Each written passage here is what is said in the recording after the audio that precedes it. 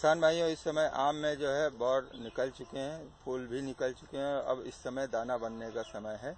आइए हम पद्मश्री कलीमुल्लाह साहब से जानने की कोशिश करते हैं कि आम किसान भाई क्या क्या चीज ध्यान रखें इस समय। देखिए किसान भाइयों, अब इस वक्त मतलब थोड़ा सा ये ध्यान रखने की जरूरत है कि हम जो हमारे बागात धुल चुके हैं, जिन दवाओं से ज़्यादा हिस्सा इस साल शुरू में जिन्होंने सल्फर से बाग को अपने धो लिया है, क्योंकि बीमारियां इस साल जो थी, जो ज़बरदस्त किस्म की बीमारियां भुनगे की और गुजिया की होती हैं, मौसम ने हमारा साथ दिया है, इसकी कोई इंतहा नहीं। शुरू में जो बारिशें हुई उसमें ज़बरदस्त किस्म के कीड़े मर गए। अब आपको इस वक्त कीड़ा ढूंढने से मिलेगा जिन लोगों ने अपने अपने बागों को एक ही स्प्रे कर दिया है, उनकी फलत जो है वो हमें उम्मीद ये है कि बहुत अच्छी मिलेगी, क्योंकि ये जो पेड़ के नीचे हम खड़े हैं, ये भी इसमें एक ही धुलाई हमने की है। अब इस वक्त इसमें किसी किस्म का कीड़ा नहीं। एक आध कहीं पर गुजिया का बच्चा दिखाई दिया है, एक आध कहीं पर भुनगा दिखाई दिया है। उसका होना जरूरी है, क्योंकि कुदरत की हर बनाई हुई चीज जो है किसान भाइयों, वो जो बनी है कहीं कहीं भी हो, किसी चीज में भी हो, फूल में, फल में या इंसान के जिस्म में, उसका होना भी बहुत जरूरी है। ज्यादा ना होने पाए, कम अगर हो जाएंगे तो भी नुकसान पहुंच सकता है। इसलिए ये जितने भी फूल हैं ये हवा से अब ये किरास हो चुके हैं, इसमें हल्के फुल्के कीड़े मौजूद हैं जिन्होंने आम को तैयार कर दिया। अब इस वक्त आप ये देखते रहें कि अगर कहीं पर ज्यादा ठंड रात में हो जाए तो फिर आप देखें, अगर इसमें हल्का सा भी बुझापन महसूस हो तो खाली सल्फर से धुलाई कर दें, क्योंकि कोई जानदार कीड़ा आपको किसान भाइयों बाग में नहीं, पेड़ों में, बागों में हमने जहां भी देखा है, जहां देख रहे हैं वहां हमको देखने को नहीं मिला है। लेकिन बस अब सिर्फ एक चीज पर आप ध्यान रखें कि आपके बाग में खर्रे की शिकायत न होने पाए, या फंगस पर नजर रखें। अगर कहीं भी फूल में बुझापन दिखाई दे, हल्का सा बुझता भी दिखे, तो आप फंगस खाली सल्फर से उसका इस्तेमाल कर धुलाई कर दें, तो फसल आपकी जो है अच्छी और बहुत अच्छी हो जाएगी। और आप लोग परेशान इस साल बिल्कुल न हो, क्योंकि छोटे बौर में आम फूल में ज्यादा आम बैठता है और मौसम ने इतना अच्छा किसानों, हमारा आपका किसान भाइयों साथ दिया है कि फसल हमारी आपकी अच्छी और बहुत अच्छी रहेगी। उन्होंने एक ऐसे पेड़ का इजाद किया जिसमें 300 से ज्यादा किस्म के आम जो हैं निकलते हैं, फलते हैं। आइए उन्हीं से बात करते हैं कि देखें उनकी क्या खास बात है। बताइए इस पेड़ की क्या खास बात है। ये एक पेड़ है जिसमें 300 वैरायटी है। जिस वक्त ये इसमें आम लग जाएंगे, कम से कम 100 फल अगर लगे हों, तो ये फिर एक बाग है, एक पूरे ये बाग को बाग दिखलाएगा। और अगर आप इस पेड़ को दुनिया मतलब दिमाग की आंखों से देखेंगे, यानी सोच कर ये कि ये रिसर्च सेंटर के, इस पेड़ को आप दुनिया का कॉलेज भी मानेंगे, दुनिया का रिसर्च सेंटर मानेंगे, क्योंकि मेरा यही जज्बा भी है। हम ये भी चाहते हैं कि हमारी उम्र ऐसी हो गई है, हम ये चाहते हैं कि हमारे किसान भाई इस रंग के पेड़ों को तैयार करें और तमाम दुनिया भर के आमों को इकट्ठा करने की कोशिश करें। तो ये एक पेड़ जो है वो एक ही वक्त में बैठकर आपको एक बहुत बड़ा काम दे सकता है। यानी इस कहने का मेरा मकसद ये है कि ये पूरे कॉलेज का काम करेगा। जिस तरह से इंसानों के सिलसिले में कॉलेज बनाए गए हैं, उनमें एक ही वक्त में तमाम किस्म की बीमारियों का इलाज किया जाता है और वो करते हैं, इसी तरह से ये एक पेड़ ऐसा है कि जो पूरी दुनिया के आमों को एक वक्त में आपको ये हर तरफ से जाविये से ये बता देगा कि कौन पेड़ में किस फल में कितनी ताकत है, किस फूल में कितनी ताकत है, कौन कितना कमजोर। कुदरत ने इस फल को ये सिफत दे रखी है कि अगर एक पेड़ में 1000 आम है या 100 आम है, 500 आम है, जितने भी आम है, लेकिन जो उसके कोख में बच्चा है, ऊपर से गूदा तो सबका आपको मिलेगा एक सा मजे का, लेकिन जो उसके पेट के अंदर बच्चा है, जिस तरह से कल हम लोग माँ के पेट में थे बच्चे की शक्ल में और सब 100% अलग हैं, इसी तरह से कुदरत ने इस फल को भी सिफत दे रखी है कि एक पेड़ में अगर 1000 आम है तो 1000 बच्चे अलग अलग हैं। अब उन बच्चों में भी कुदरत ने ये सिफत दे रखी है कि कोई कमजोर है, कोई ताकतवर है। इसी तरह से इस फल में भी ये सिफत है कि कोई फूल बहुत कमजोर है, कोई फूल बहुत ताकतवर है। हम ये चाहते हैं कि हम अपने किसान भाइयों को, बागबान भाइयों को, साइंसदानों को रिसर्च करने के सिलसिले में इस बात की हमारी इस खोज का पूरा फायदा वो उठाएं। तो मेरा ये कहना है कि अगर आपके सर में एक बाल दुख रहा है, उसकी भी आप दवा ढूंढें, आम में मिलेगी, क्योंकि इसकी सिफ्तें इंसानों जैसी हैं। जब इंसानों जैसी सिफ्तें हैं तो ये इंसानों के लिए फल भी है और दवा भी है। इसमें जो कलम बंदिश का काम आपने कब से शुरू किया, कहाँ से? ये हमने सन 1957 से शुरू किया। ये हम आपस में नई उम्र के लड़के थे, तो किसी ने इस रंग की बात मेरे कानों में आई, किसी ने ये बात कही कि हमने एक फूल में, एक गुलाब के पेड़ में कई रंग का गुलाब देखा। तो मेरे जहन में उसी वक्त से ये बात दौड़ी, क्योंकि हम उस वक्त से इस काम को से पाबंदी से हम करने लगे थे। तो मेरे जहन में ये बात आई कि हम इस में होश में आने के बाद हम आम में भी कई किस्म के बनाएंगे। सही मानों में अगर हमसे ऊसर पर काम ले लिया जाए तो 100% हम उसमें कामयाबी के साथ में ऊसर में बाग लगा देंगे। ऊसर में बाग लगाकर उस हरियाली को पूरा कर देंगे जो हमारे साइंसदान कहते हैं। खाली हमारे उत्तर प्रदेश में इतना ज्यादा ऊसर है कि जितनी भी वो हरियाली चाहते हैं उसकी कई गुनी ज्यादा हरियाली हमारे वहाँ पैदा हो सकती है। इस पेड़ में किस किस किस्म के आम? अरे इसमें दशहरी, चौसा, लंगड़ा, बम्बई, गुलाब खास, खासुल खास, शमसुल असमार, बदरुल असमार, महमूद समर, रुतब, गेंद, गिलास, ये मतलब सुरखा झांकड़बाग, सुरखा मटियारा, सुरखा शाहबाद, सुरखा मुर्शिदाबाद, आमीन अब्बासी, आमीन कला, आमीन खुद, इस तरह से नायाब, अंगबीन, संदीला, परी, आमीन संदीला, परी पैकर, ये केलवा चंपा, रुतब, गेंद, बहुत से नाम है। जाहिर है कि नाम जबान तो नहीं रह सकते हैं, लेकिन बहुत से हम मुझको नाम हिफ्ज तो हैं, ये जो हम बता देते हैं बहुत तेजी के साथ में। इसमें अभी अलग अलग किस्म की हम बौर देख रहे हैं, तो क्या अलग अलग किस्म की वैरायटी में अलग अलग किस्म? जी हाँ, अलग अलग इसमें फूल भी आपको मिलेगा, अलग फर्क खुशबू भी मिलेगी, और यही नहीं पत्ते में भी आपको फर्क मिलेगा। अब आप देखिए इसमें लाली है और वहाँ पर देखिए वो है, लेकिन अब ये देखिए कम हरापन है, उसमें ज्यादा हरापन है, इसमें सुर्खी है, कम सुर्खी है, किसी में सुर्खी कुछ ज्यादा है। इस तरह से आप जो देखें, और यही नहीं है कि आप फूल को भी मसले इस संग से तो उसकी खुशबू अलग होगी, पत्ते को भी आप दाबेंगे, पत्ते से भी आपको खुशबू अलग अलग मिलेगी। क्योंकि कुदरत ने इस फल में जो ये सिफत दी है, ये हम तो कहते हैं दुनिया का वो इतना बड़ा फलासफर इंसान था जो हजारों साल पहले दुनिया से आम कहकर दुनिया को चला गया। क्योंकि उस वक्त दुनिया थी बहुत बड़ी, आप तो शायद उस वक्त के मुकाबले पर हथेली भर की दुनिया रह गई है।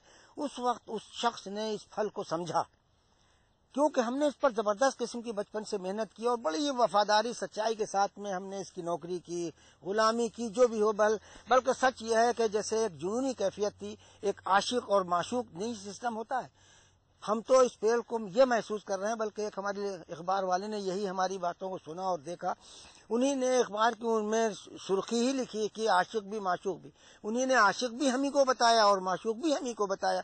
तो ये हम किसी हद तक इस बात से मुतमईन है कि हमारी जज्बाती कैफियत यही थी, यही है। हम मद्रास गए थे, तो मद्रास से हमारे 8 बच्चे हैं, 14 दिन के बाद हम लौटे थे। तो पहले इस पेड़ के पास आए, इस पेड़ की खैरियत ली और अपनी खैरियत पेड़ देख जब हम घर गए तो हमने खुद बाद में सोचा कि वो ये कि तो जुनूनी कैफियत है कि हम बच्चों के पास बाद में गए हैं, पहले इस पेड़ के पास आए। तो उन्हीं ने आशिक और माशूक जो दोनों लिखा, वो भी बिल्कुल 100% बात सही थी। तो इसलिए हम चाहते ये हैं कि हमसे जो जितने भी ज्यादा तजर्बे हैं हमारे मुल्क में, हमारे साइंसदान जो हैं ले लें, क्योंकि हम अपने को बेचना नहीं चाहते। हमारे पास Japan, German, Russia, America, Abu Dhabi, Dubai, बरतानिया, ओमान, इन तमाम लोगों के बड़े बड़े लोग आए, गिनती नहीं है, जिसमें सबसे ज्यादा आने वालों की तादाद अमेरिका के हैं। अमेरिका ज्यादा हम पर नजर रखें और यहाँ से निकाल के लिए भी जा रहे हैं। इसकी आप देखभाल कैसे करते हैं और इसमें जो बौर है क्या इसमें पैदावार भी उतनी नहीं, पैदावार इसकी और ज्यादा अच्छी होती है, क्योंकि आम ये चाहता है कि हम जमीन में लगें, आपस में न लगें। ये मेरी बात हमारे किसान भाई आप गौर से सुन लें, इस बातों को आप समझने की कोशिश करें। क्योंकि इस वक्त जो हमारा उत्तर प्रदेश है, बल्कि हमारा लखनऊ नहीं बल्कि पूरा उत्तर प्रदेश में हमारे जितने भी बागात लगे हैं, वो बजाय फल के वन का काम कर रहे हैं। अब कि इतने ज्यादा ये आपस में मिल गए हैं तो इनमें बीमारियां हर वक्त बनी रहती हैं। जो कुदरती चीजें हैं वो इनको मिलना बहुत कम हो गई। जब जितनी कम हो गई उसी हिसाब से इनकी मतलब फलत कम हो गई। ये पेड़ एक ऐसा पेड़ है जो इसमें वैरायटी भी अलग अलग जोड़े हैं, फूलों से इसका क्रॉस होने का सिस्टम भी एक अनोखा ही बन गया है और वो तो सब में होता है। लेकिन इसमें अलग अलग फूल है, उसमें अलग अलग किस्म से इसमें हवा से, फूलों से टकरा कर, कीड़ों से, ये रेंगन से इसके क्रॉस हो जाता है। इसी तरह से इस पेड़ की फलत हमें बहुत अच्छी मिलती है। यूं आम तौर पर जो बागात हैं उनमें घनाव में इतने फले नहीं होंगे जितना ये फलता है, क्योंकि इसको पूरी कुदरती चीजें जो हैं वो सब मिल रही हैं। आप अन्य किसान भाइयों को इस तरह के पेड़ लगाने के लिए क्या कहेंगे? हम ये कहेंगे किसान भाइयों के लिए नहीं, बल्कि वो तमाम जो फिक्रमंद लोग हैं, जो खोज जिनका साइंस में, जिनके साइंसी मिजाज है, जो इनमें खोज में जुटे हुए हैं, वो अपने वहाँ इन पेड़ों को एक दो पेड़ को बना लें। सब तमाम इकट्ठा किस्मों को करके उसमें अलग अलग किस्म की बीमारियां आसानी के साथ में घर में बैठकर देखी जा सकती हैं। तो इसलिए और ये तमाम दुनिया के लिए ये चीज एक फायदेमंद हो सकती है और होगी अगर इस रंग से इस पर कर लिया जाए। इसको कुदरती सब पूरी चीज मिल रही है। अगर इसी रंग से हमारे पूरे इलाके में, हमारे पूरे उत्तर प्रदेश में पेड़ों को एक पेड़ छोड़कर एक पेड़ छांट दिया जाए, 40 से 50% तक पेड़ कटेगा और मतलब आपका 50% वो बच जाएगा, यानी 200 में 150 आपका फीसद फल बचेगा, 50% पेड़ कट के छोटा हो जाएगा, यानी एक पेड़ छोड़कर एक पेड़ काटा जाए। इसकी जो पैदावार होती है तो इसमें आप क्या विदेशों में भी इस पेड़ से सप्लाई करते नहीं, ये पेड़ जब पेड़ है इसमें, तो जितने भी लोग आते हैं देखने के लिए, जो आम पक जाता है वो उन्हीं को हम दे देते हैं, क्योंकि न इस पेड़ हमने कभी इसका न बेचा है, न ही हमारे बाद हमें बच्चे कोई बेचेंगे। ये जब पेड़ है जो आ जाएगा, जो पक जाएगा, वो उसी को दे दिया जाता है। अरे सुन तो। मुझे क्या सुनाना चाहते हो? जो सुनाओ मेरी सौतन को। किसको? अरे वही तुम्हारा मोबाइल फोन जिससे सुबह शाम दिन रात चिपके रहते थे और कहते थे किसान कॉल सेंटर से बातें हो रही हैं। अच्छा ये बात है। हाँ, क्यों, क्या हुआ? अब बात नहीं होती क्या? अब तो झट से बात हो जाती है। ऐसा क्या? हाँ, अब तो ज्यादा लाइनें और खास तकनीक के कारण खेती के माहिरों से तुरंत बात हो जाती है। और अगर कभी लाइन व्यस्त हो तो अपनी समस्या फोन पर रिकॉर्ड करा दो, वहाँ से फोन आ जाता है और समस्या की हल का मैसेज भी आ जाता है। ये देखो आ गया। अरे वाह, इसका मतलब इंतजार की घड़ी अब खत्म। हाँ, तभी मैं सोचूं कि आजकल मुझ पर इतना प्यार क्यों आ रहा है। कृषि संबंधी समस्याओं का अपनी भाषा में तुरंत हल पाने के लिए पूरे भारत में किसी भी फोन से हेल्पलाइन नंबर पर संपर्क करें। किसानों का दोस्त किसान कॉल सेंटर। ये लो और बताओ। बस। अरे ये क्या भैया जी, बस इतनी सी रासायनिक खाद? किसानी छोड़ रहे हो क्या? किसानी नहीं, नादानी छोड़ रहे हैं। मिट्टी की जांच कराई है। अब तो लाला जी जितनी जरूरत है उतने ही उर्वरक खेत में डालेंगे। हाँ, किसान भाई आज ही अपने जिले की नजदीकी भूमि परीक्षण प्रयोगशाला में मिट्टी की जांच जरूर करवाएं और मिट्टी में पोषक तत्व, नमी व पौधे के विकास को देखते हुए केवल जरूरत के अनुसार ही पोषक तत्व डालें। और हाँ, मिट्टी में गंधक, जस्ता, बोरोन जैसे सूक्ष्म पोषक तत्वों का पता लगाना भी न भूलें।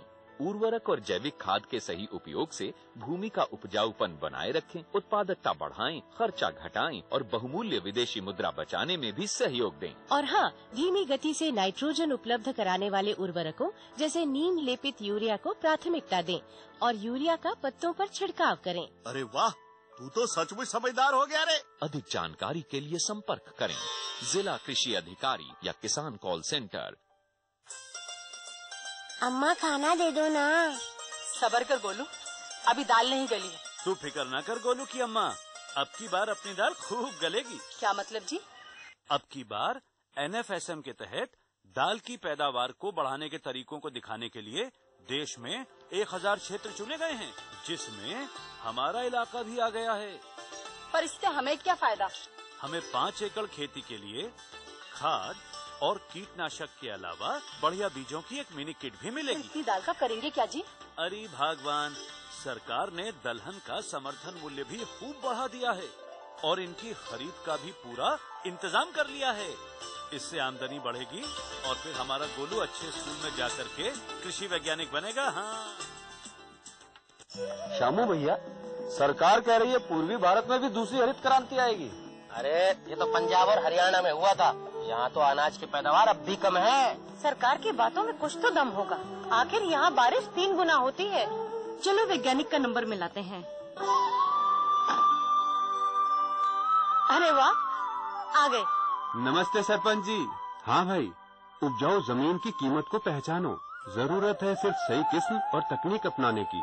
पूर्वी भारत में सरकार कम गहरे नलकूप और बोरवेल के निर्माण के लिए सहायता दे रही है।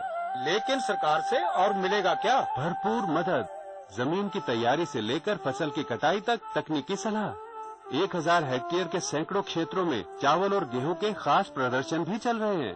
अरे वाह, फिर तो हमारे खेत भी लहला उठेंगे। क्या ये सपना सच होगा? हाँ जरूर, पूर्वी भारत अब हरित क्रांति का अग्रदूत होगा। आओ हम सब मिलकर कदम बढ़ाएं। खुशबू की फुहार में, स्वाद की बहार में, तरक्की की तानों में, खिलती मुस्कानों में, हरे भरे पौधों में, बड़े बड़े सौदों में, मधुर भिनभिनाहट में, खुशियों की आहट में। NHM बागवानी मिशन, हमारी चाहत, आपकी मुस्कुराहट। कुपोषण के खिलाफ जंग छिड़ चुकी है ताकि हमारे देश का भविष्य, हमारे बच्चों का भविष्य मजबूत हो सके। तो आइए मेरे साथ मिलकर कहिए, कुपोषण भारत छोड़ो।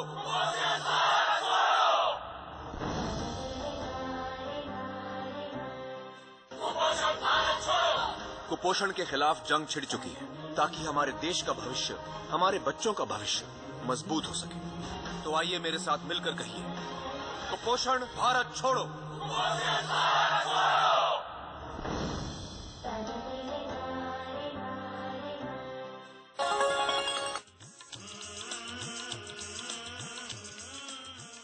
किसान भाइयों, हम आए हैं नरेंद्र देव कृषि एवं प्रौद्योगिकी विश्वविद्यालय के बागवानी प्रक्षेत्र पे, जहां पर बागवानी के नए नए आयाम स्थापित किए जा रहे हैं। यहाँ पे नया शोध किया जा रहा है। हम लोग अक्सर देखते चले आ रहे हैं, कहीं अमरूद खेती होती, कहीं आम खेती होती, कहीं बेर की होती, कहीं बेल की होती, लेकिन एक नई चीज हमको यहाँ पर देखने को मिली है कि बेर और अमरूद की खेती साथ में की जा रही है।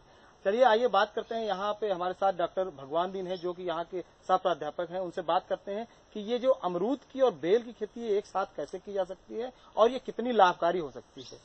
डॉक्टर साहब, हम ये जानना चाहेंगे कि ये जो ये हम देख रहे हैं कि बेर का पेड़ खड़ा हुआ है और ये अमरूद के पेड़ खड़े हुए हैं, एक साथ दोनों की खेती ये कैसे किसान हमारा कर सकता है और ये कैसे हो रही है? जी, ऐसा है। किसान भाइयों को मैं बताना चाहूंगा कि जो ये देख रहे हैं अमरूद और बेर के साथ इसकी खेती, ये हमारी फसल पद्धतियां हैं जो बागबानी के फलों के आधार पर बनाई गई हैं। इसका मेन उद्देश्य होता है किसान भाइयों को कि अगर वो उतनी ही जमीन में केवल अमरूद की खेती करेंगे या केवल बेर की खेती करेंगे तो उससे कम आमदनी होगी। लेकिन अगर वो इस फसल पद्धति से जो कृषि विश्वविद्यालय ने विकसित किया है के आधार पर वो अमरूद और बेर को साथ साथ में लगाएंगे तो कम जमीन से, उतनी ही जमीन से ज्यादा फल वो प्राप्त कर सकेंगे। जैसे कि आप देख सकते हैं कि किसान भाई अगर अमरूद और बेर की खेती करते हैं तो बेर इस समय एक फल मिल रहा है, साल में एक बार फलता है। अमरूद साल भर में 3 बार फलता है, लेकिन यहाँ पर हम 2 फसल लेते हैं। तो जाड़े की बरसात की 2 फसल अमरूद के ले लिया और 1 फसल बेर के ले लिया और 4 पौधों के बीच में अमरूद के 1 बेर का लगाया गया है। और इसकी वैज्ञानिक जो अध्ययन किया गया उससे पाया गया है कि इसमें जो लागत आएगी वो कम आएगी प्रति इकाई क्षेत्रफल और लाभ ज्यादा। लागत कम आएगी, लाभ ज्यादा होगा। लेकिन इसके लिए बहुत महत्वपूर्ण है ये जानकारी होना कि इसको लगाया कैसे जाए। देखिए, ऐसा है कि जैसे अमरूद की जो ये पद्धति विकसित की गई है, इसमें वो लखनऊ 49 या इलाहाबाद सफेदा 2 प्रजातियां हैं, जिसमें से किसी एक प्रजाति का चुनाव कर सकते हैं। ये जो बेर हमने लगाया है ये गोला है, गोला प्रजाति की बेर है। इसको लगाते हैं 10 मीटर की दूरी पर। अगर 4 पौधे लगाए गए हैं अमरूद के तो उसके बीच में हमने 1 पौधा लगा दिया बेर का। तो उससे क्या हुआ कि जो बीच का हमारा स्थान था जो बेकार पड़ा रहता है या जिससे कोई आमदनी नहीं हो सकती थी, उस पे बेर का पौधा तैयार कर दिया। उस जगह से भी हमको आमदनी मिल रही है और अमरूद से तो हमको आमदनी मिल ही रही। इस प्रकार से वो बढ़ जाता है। 4 अमरूद के पौधों के बीच में जो जगह बचती है उसको जो है उसको सदुपयोग करने के लिए बेर के पौधे से फलत ली जाती है। ये तो सघन खेती हो गई। ये डॉक्टर साहब एक खेत से दूना लाभ। अब लाभ की बात होती है तो इससे और सामान्य खेती में कितना अंतर होता है भाई? सामान्य अमरूद देखिए, बाग की लाभ उसकी फलत के ऊपर निर्भर करती है। अगर कायदे से प्रबंधन किया गया और कोई प्राकृतिक आपदा जैसे पाला या तेज हवा, आंधी, इस तरीके से कोई चीजें नहीं आई तो करीब 1.25 से 1.5 गुना अगर अमरूद की खेती कर रहे हैं तो उससे जो आमदनी किसान भाई को होती है उससे 1.25 से 1.5 गुना तक, 1.25 गुना तो निश्चित रूप से उसकी आमदनी बढ़ जाती है। और सबसे बड़ी विशेषता उस आमदनी की होती है कि वर्ष भर उसको आमदनी मिलती है, विभिन्न महीनों में आमदनी मिलती रहती है। तो जिससे वो प्रबंधन पर बाग के और अन्य उपयोग के लिए उस पैसे का उपयोग भी कर सकता है। आपने बताया कि 2 बार अमरूद की फसल मिलती है, 1 बार बेर की फसल मिलती है। इसकी जो खेती जो कल्टीवेशन करने का तरीका है कि अमरूद का फसल कब उसमें खाद डालनी, कब उसमें गोबर खाद डालनी, कब निराई गुड़ाई करनी है। बेर जो हमारा अमरूद और बेर दोनों में अलग अलग समय पे जो कृषि क्रियाएं की जाती हैं, कहीं वो सब करने से कोई ऐसी दिक्कत तो नहीं आती है कि नहीं, ऐसा दिक्कत नहीं आती है। थोड़ी सी जैसे लगाने का समय वही है, लगाने की विधि जैसे हमने आपको बताया कि अंतर हो जाता है, बीच में 1 पौधा लगा देते हैं। जो हम सिंचाई और उसके लिए उर्वरक का प्रबंधन करते हैं तो एक चीज जाहिर सी बात है कि कम एरिया में ज्यादा पौधे लगे हैं तो थोड़ा वो ज्यादा भोजन जमीन से ले रहे हैं, पोषक तत्व ले रहे हैं। तो किसान भाइयों को थोड़ा सा उनके जो उर्वरक प्रबंधन पर उस पर विशेष ध्यान देना पड़ता है, क्योंकि अगर समुचित खाद की और उर्वरक का प्रबंधन नहीं पड़ेंगे तो ज्यादा से ज्यादा पौधे होने की वजह से एरिया में उत्पादन प्रभावित हो सकता है। तो उनको उर्वरक पर ध्यान दें, बाकी और कोई विशेष अलग से तकनीक बहुत ज्यादा इसमें कोई अलग तकनीक अलग तकनीकें नहीं होती है। एक महत्वपूर्ण डॉक्टर साहब बात यह है कि हमने देखा जो अमरूद है या बेर है, ये प्रजातियां बहुत पुरानी है, उत्पादन कम दे रही हैं। हमारा किसान अगर मिलवा खेती इस तरह करना चाहता है, बागवानी जो बेर लगाए, अमरूद लगाए साथ में, तो उसके जो प्रजाति जो आपने बताई है उसके अच्छे पौधे ये कहाँ से प्राप्त? देखिए, उसके अच्छे पौधे हमारे कृषि विश्वविद्यालय से ले सकते हैं। एक चीज मैं किसान भाइयों को जरूर बताना चाहूंगा कि किसी भी फल वृक्ष की अगर वो बागवानी करना चाहते हैं तो विश्वसनीय जगह से पौधे लें, चाहे वो भारतीय कृषि अनुसंधान परिषद के शोध संस्थान हो, चाहे उद्यान विभाग उत्तर प्रदेश सरकार का कोई नर्सरी हो, या जो प्रमाणित नर्सरी है प्राइवेट उससे हो, या तो कृषि विश्वविद्यालय के कृषि विज्ञान केंद्र या हमारे यहाँ कृषि विश्वविद्यालय के उद्यान विभाग में भी इनके पौधे हैं। किसान भाइयों, हमारी कृषि में नए नए कार्य होते रहते हैं, शोध होता है, वैज्ञानिक हमारे रिसर्च करते रहते हैं। आज हमें एक नई चीज देखने को मिली है। आज हमारे यहाँ नारायण देव कृषि एवं प्रौद्योगिकी विश्वविद्यालय के पशुपालन विभाग में यहाँ पे हमें नई चीजें देखने को मिली है। एक नीचे तालाब है, ऊपर उसका एक जालदार एक बाड़ा बना हुआ है, तालाब में मछलियां हैं, ऊपर मुर्गी जो है पालन हो रहा है। तो एकदम नया हमको देखने को मिला है। यहाँ पर वहाँ के प्राध्यापक है पशुपालन विभाग के डॉक्टर हरनाम सिंह, उनसे जानते हैं कि ये नई तकनीक क्या है, नया ये कार्य क्या हो रहा है। डॉक्टर साहब, ये हम देख रहे हैं कि तालाब बना हुआ है, ये शेड बना हुआ है जालदार, यहाँ ऊपर मुर्गियां हैं, नीचे मछलियां हैं। तो ये एक नई चीज हमने जो अभी तक नहीं देखी, हमारे किसानों ने शायद ऐसा किया भी नहीं है। ये ऐसा क्या है, हमारे किसानों को बताना चाहेंगे? देखिए, हमने एक नई तकनीकी का इस्तेमाल किया है जिसमें से मुर्गी फार्म एवं मछली का सह फसली उत्पादन किया जा सकता है। इसका मुख्य उद्देश्य यह है कि मुर्गी पालन में हमको जो लागत लगती है उसमें कोई कमी नहीं होने पाती है, लेकिन जो उसका मल निकलता है मुर्गियों का, वो मछलियों का एक उत्तम भोजन होता है। तो हमने इस उद्देश्य से 1000 वर्ग फीट का जो ये मकान बनाया है, इसमें से आधा जाल बना हुआ है और आधा कंक्रीट फ्लोर है। तो जाल में हमने भोजन और पानी की व्यवस्था जो कर रखी है, उससे ये होता है कि ये जो है उसी पर अपना मल त्याग करते हैं और वो मछलियों को मिल जाता है। डॉक्टर साहब, ये तालाब पर जो जाल देख रहे हैं, इसमें हमारी जो ये मुर्गियां हैं ये मल देती हैं और नीचे चला जाता है, और मुर्गी जो हमारी मछलियां हैं वो उसको खा लेती हैं। देखिए, ये एक उत्तम आहार है जिसको किसी तरह से कन्वर्ट नहीं करना है। सीधे मछलियां जो है इसको खाती हैं और जो बच जाता है उससे काई का निर्माण होता है। तो मछलियां काई को बाद में खाती हैं, इनके मल को पहले खाती हैं। तो हमारी कोशिश ये होती है कि ज्यादा से ज्यादा मछलियां इस जाल के नीचे आकर्षित हो और इसको ग्रहण करें। और आप जो देख रहे हैं, इसमें तालाब में 5000 मछलियां पड़ी हुई हैं, जिनका 2 महीने के अवधि में लगभग 6 से 8 इंच लंबाई हो गई है। वजन के हिसाब से लगभग 300 ग्राम की हो गई हैं। तो मैं ये कहूंगा कि इनका जो शरीर भार है अन्य तालाबों की अपेक्षा लगभग 40% ज्यादा है। मतलब इनका जो मल निकलता है उससे खाने से ये वृद्धि अधिक होती है। इसके अलावा भी भोजन देते हैं आप इन मछलियों को, या ये जो मुर्गियां हैं इनको तो देना ही पड़ता होगा? देखिए, इनको हम कोई अलग से आहार नहीं देते हैं जी। ये पर्याप्त होता है और कभी कभी ज्यादा भी हो जाता है। तो हमारी कोशिश होती है कि ज्यादा ना होने पाए, क्योंकि काई इतनी बन जाती है जिसको वो खा भी नहीं पाती हैं। तो उसको खत्म करने के लिए फिर हमको ज्यादा मछलियां रखनी पड़ती हैं। तो हमारी कोशिश होगी कि इस साइज के आवास के लिए जो 1000 मुर्गियों की व्यवस्था की गई है, उसी के अनुरूप ही मछलियों को रखा जाए, ताकि इसमें कोई ज्यादा विषैला पदार्थ न बनने पाए। जी डॉक्टर साहब, हमारे किसानों को क्या बताना चाहेंगे, इस पद्धति जो है इसको अपनाएं और कैसे अपनाएं? किसान भाइयों के लिए सलाह ये होगी कि इसके अनुरूप ही वो अपना मकान, मुर्गी आवास इसके किनारे बना सकते हैं, ताकि वो जो उनका मल है वो सीधे तालाब में विसर्जित हो और उसका मछलियां उपयोग कर सकें। आय व्यय की बात करें तो इस छोटी इकाई में जो आपने जो कर रखा है, इसमें लगभग कितना लाभ हो जाता होगा? देखिए, मैंने बताया कि इसमें 40% पैदावार ज्यादा होती है। तो उसी अनुसार जितनी संख्या में मछली डाली जाएंगी, क्योंकि मुर्गों की आय व्यय में कोई वृद्धि नहीं होती है, इस तरह के आवास में जो भी होती है वो मछलियों से आमदनी बढ़ती है। तो औसतन में मान के चलता हूँ कि 40% इसमें से बढ़वार की वजह से उत्पादन बढ़ जाएगा और उसका लाभ बढ़ जाएगा। कोई भी प्रजाति मुर्गी की रख के मछली पालन दोनों साथ में कार्य हो सकते हैं। जी हाँ। डॉक्टर साहब, आपने जानकारी दी कि मछली पालन और मुर्गी पालन साथ में करके अधिक लाभ कमाया जा सकता है हमारे किसान भाइयों। इसके लिए आपका बहुत बहुत धन्यवाद। धन्यवाद।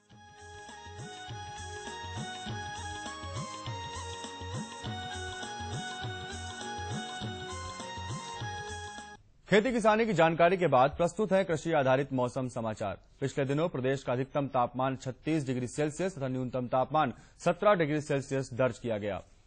मौसम विभाग के पूर्वानुमान के अनुसार आने वाले दिनों में मौसम सामान्यतः शुष्क रहने तथा अधिकतम तापमान सामान्य से 1 से 2 डिग्री सेल्सियस अधिक रहने की संभावना है। किसान भाइयों को सलाह दी जाती है कि जौ की खेती में परिपक्वता के अनुसार कटाई का कार्य करें और यदि फसल पूर्ण परिपक्व न हुई हो तो आवश्यकता अनुसार सिंचाई करें। गेहूं की फसल में आवश्यकता अनुसार सिंचाई का कार्य शाम के समय हवा बंद होने पर करें और अनावृत कंडुआ रोग से ग्रसित बालियों को तोड़कर मिट्टी में दबा दें या जला दें। चने की खेती में फली छेदक कीट के नियंत्रण हेतु मैलाथियान 50 EC 2 लीटर प्रति हेक्टेयर की दर से 800 लीटर पानी में घोल बनाकर छिड़काव करें। बोई जा चुकी उड़द और मूंग की खेती में खरपतवार नियंत्रण, विरलीकरण, आवश्यकतानुसार सिंचाई तथा संस्तुत मात्रा में नाइट्रोजन की टॉप ड्रेसिंग का कार्य करें। विलंब से बोई गई मसूर में फली छेदक कीट के नियंत्रण हेतु मोनोक्रोटोफास 36 EC 760 मिलीलीटर प्रति हेक्टेयर की दर से आवश्यक पानी में घोल बनाकर छिड़काव करें। लहसुन की परिपक्वता के अनुसार खुदाई का कार्य करें तथा विलंब से बोए गए लहसुन में आवश्यकता अनुसार सिंचाई करें। ग्रीष्मकालीन सब्जियों की खेती में पौधों की पत्तियां खाने वाले कीटों के नियंत्रण हेतु डाइकोरोवास 1 मिलीलीटर प्रति लीटर पानी की दर से घोल बनाकर छिड़काव करें। प्याज की खेती में निराई गुड़ाई, आवश्यकतानुसार सिंचाई और 30 किलोग्राम नाइट्रोजन की मात्रा का प्रति हेक्टेयर की दर से टॉप ड्रेसिंग का कार्य करें। आम के बागों में खर्रा या दहिया रोग के नियंत्रण हेतु घुलनशील गंधक 2 ग्राम प्रति लीटर पानी की दर से अथवा डिनोकैप 1 मिलीलीटर प्रति लीटर पानी की दर से घोल बनाकर साफ मौसम में छिड़काव करें।